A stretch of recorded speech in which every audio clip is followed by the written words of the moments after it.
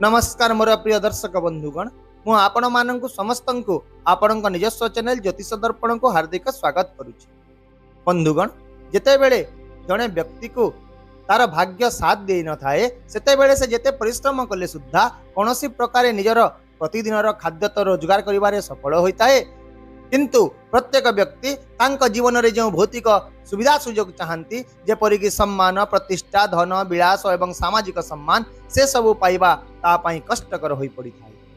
किंतु वर्तमान मिथुन राशि लोकंक पाई एही चित्र संपूर्ण भाव में परिवर्तन होगा जाउछि।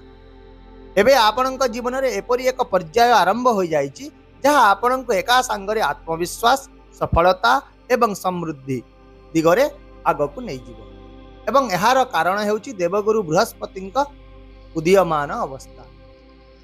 विश्वास करंतु वर्तमान ठारू 18 अक्टोबर 2025 पर्यंत समय आपणक जीवन रे एक वैप्लविक परिवर्तन आनिबा को जाउछि। एही परिवर्तन केवल बाहर नुहे बरं आपणक भितर मध्य घटिबो, जहा कि आपणकर चिंता करिबा बुझिबा एवं निष्पत्ति नेबार क्षमता रे उन्नति आसीबो।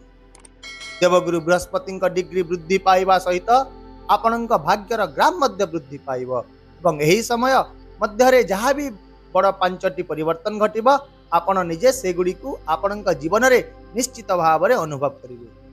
यह मन रखते एवं जदि यही परिवर्तन गुड़िक मध्य गोटे भी मध्य आपणक जीवन रे न घटे तेबे आपण मते निश्चित भाव में दोष मध्य दे पारिबे, गाली मध्य करि पारिबे। ताहेले एबे आसंतु आलोचना करिबा एही 5टी बड़ परिवर्तन कौन सब रही। प्रथमे बुझंतु जे बृहस्पति आपणकर कर्म भाव एवं सप्तम घर अर्थात काम एवं जीवन साथी उभय घरर अधिपति अटंती। एबे से केंद्र रे रहिचंती अर्थात आपणक लग्न रे उदय होइचंती एवं जेते बेले कोनोसी ग्रह केंद्र रे रहिताए विशेष करी बृहस्पति भली एक शुभ ग्रह से तार पूर्ण शक्ति रे आसी जाई थाए एवं ताहार फलाफल शतगुण मध्य वृद्धि पाई थाए। एणु मिथुन राशि लोकंक पाई एही समय जीवन रे एक नूतन दिग आनिबा को जाउछि। प्रथम परिवर्तन हेउछि जे आपणकर चिंताधारा आपणकर मनोभाव आपणकर स्वभाव एवं आचरण एबे पूर्व अपेक्षा बहुत संतुलित परिपक्व एवं ज्ञानी होई जिवो। जो निष्पत्ति आपण पूर्वरु शीघ्र किंबा द्वंद्व रे नै जाउतिले एवं ताहा भूल मध्य प्रमाणित हेउतिला एबे आपण से निष्पत्ति गुड़िक एते ज्ञान एवं चतुरतार सह नेबे जे लोक माने आपणकर प्रशंसा करिबा आरंभ करिदेबे। परिवार समाज एवं कर्म क्षेत्र सबुठी आपणकर कथा सम्मान पाइब, कारण बृहस्पति दृष्टि गुड़िक बहुत फलप्रद होता है। बंधु जेते बेले से पंचम घर को दृष्टिपात करिवे सेते बेले आपणकर बुद्धि शिक्षा संतान एवं निवेश संबंधी मामला गुड़िक प्रचंड भाव में उन्नति को मिलिबो। जदि आपण छात्र अटंती तेबे एही समय रे आपणक पाठ पढ़ारे बहुत आग्रह वृद्धि पाइब। एहा छड़ा जदि पिला मानक सहित जड़ित कौनसी चिंता रही तेबे ताहा मध्य शेष हो जीवो। एहा सहित आपण गैस एसिडिटी पाचन इत्यादि पेट संबंधी समस्या मध्य मुक्ति पाइबा आरंभ करिवे। द्वितीय बड़ परिवर्तन टी घटिबो आपणक प्रेम एवं वैवाहिक जीवन रे। जेते बेले जीवन साथी घरे सप्तम दृष्टि पड़िबो सेते बेले संपर्क रे मधुरता बुझामणा एवं समन्वय पुणी थरे फेरी आसीबो। जदि आपण अविवाहित अटंती किंबा विवाह रे विलंब हेउची तेबे वर्तमान विवाहर संभावना बढ़ी जीवो। जदि आपण पूर्वरु विवाहित अटंती एवं आपणक वैवाहिक जीवन रे समस्या लागी रहिची तेबे ताहा मध्य शेष हेबाकु लागिबो। पार्टनरशिप रे जदि उत्तेजना चलीची ताहा शेष होई जीवो एवं एही समय एक नूतन पार्टनरशिप पाई मध्य बहुत शुभ हेबाकु जाउची। बंधु तृतीय परिवर्तन आपणक कार्यक्षेत्र रे आसीबो। बृहस्पति कर्म भावर अधिपति अटंती एवं वर्तमान से केंद्र रे अछंती। एहार अर्थ चाकरी एवं व्यवसाय उभय सकारात्मक प्रगति आसीबो। नूतन चाकरी मिली पारे, पदोन्नति होई पारे, ट्रांसफर किंबा नूतन आरंभ पाई योजना मध्य ए समय रे सफल होई पारे। जदि आपण पूर्वरु व्यवसाय रे अछंती तेबे एहा विस्तारित हेबो। जदि आपण चाकरी खोजुतिले तेबे एही समय आपणकर पाई किछि शुभ खबर मध्य आनिबो। ता सहित चतुर्थ परिवर्तन टी हेउछि समाज रे आपणकर प्रतिच्छवि ख्याति सम्मान एवं प्रतिष्ठा वृद्धि पाइबा को जाउछि। लोक माने एबे आपणक परामर्श को गंभीरतार सहित नेबे, आपणकर अभिज्ञता को सम्मान करिवे एवं आपण निज भितरे पूर्व अपेक्षा अधिक स्थिर एवं संतुलित मध्य अनुभव करिवे। पंचम एवं सबुठारु गुरुत्वपूर्ण परिवर्तनटी होउछि कि आपणकर भाग्य एबे संपूर्ण भाव में जागृत हो सारी।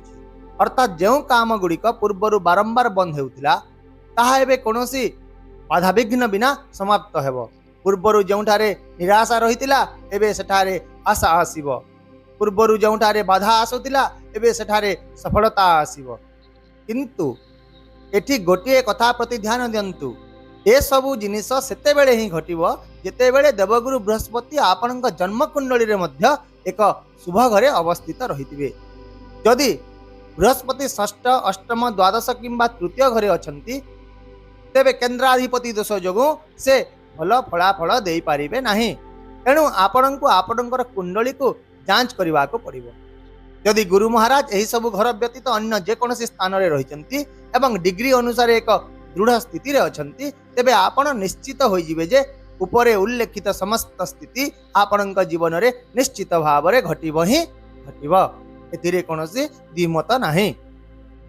ताहेले बंधुगण एबे प्रश्न एया जे एही शुभ फलाफलर सर्वाधिक लाभ पाइबा पई आपणक कोन सब करबा को पड़िबो। तेबे सर्वप्रथमे आज ठारू ही ओम गुरुबे नमः गोटे माला जप करने आरंभ कर दियंतु। यदि आपणक पाखरे समय रही तेबे विष्णु सहस्र नाम पाठ करंतु, नचेत मोबाइल रे मध्य एहाकु सुनंतु। जहाँ समान भाव में आपणक पई लाभदायक सिद्ध है। एहा सहित चलिबा बुलिबा खाली समय रे सबु समय रे ओम नमो भगवते वासुदेवाय नमः एही मंत्र जप करी चालंतु। यदि आपणक कुंडली बृहस्पति एक शुभ घरे रहिचंती एवं आपण टोपाज पिंधिबा को चाहुचंती तेबे एहाकु केबे भी जणे योग्य ज्योतिषंक बिना परामर्श रे पिंधंतु नाही। कारण जदि बृहस्पति भूल घरे बसिथिबे तेबे टोपाज जोगु से आहुरी आक्रामणात्मक हो जाती एवं यह लाभ बदल रे बहुत क्षति करने आरंभ करदेवे। ताहले बंधुगण यही समय सदुपयोग करंतु, यहाकु नष्ट हवा को दियंतु नाही। कारण यह हेउची आपणक जीवनर मूलद्वा को मजबूत करिवार समय। यदि आपण यार सदुपयोग करेंगे तेबे जीवनर प्रत्येक क्षेत्र में ख्याति सम्मान एवं समृद्धिर नूतन दिग आपणक पाए निश्चित भाव में आसिबो। एथिरे कोनोसी द्विमत बा संदेह ही नाही।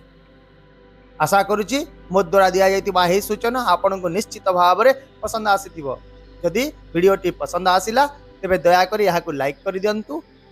आपणक बंधु एवं परिवार लोकंक सहित शेयर कर दियंतु एवं चैनल को जदि नुआ आसीचंती तेबे सब्सक्राइब करने को मोटे भूलंतु नाही।